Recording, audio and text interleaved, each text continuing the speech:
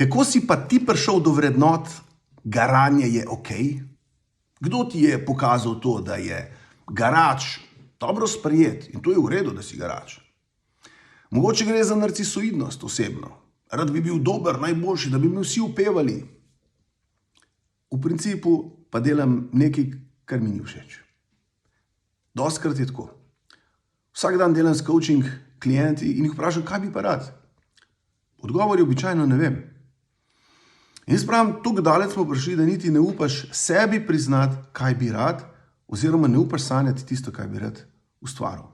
Ampak poglejmo v prakso. Kako pa je to v praksi? V praksi imate Facebook, Instagram in spremljate nekaj ljudi, ki stalno potujejo po svetu, ki so neprestano v šopingih, se kopajo v privat bazenu.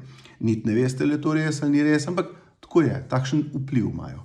In vi si želite ravno to. In niti ne veste, ali bi vam bilo to všeč. Jaz včasih rečem, lejte ljudje, to, ko sem jaz navajen delati, zdržim pod palmo mogoče 3 dni, 4. dan sem že živčen. Ampak nič hudega, včasih paše. Ne paše pa iz dneva v dan, ne mislimo, da je to rešitev. Ampak problem je, kaj jaz počnem, da bi do tega prišel. Običajno nekaj, kar me ne zanima, v čem ne uživam.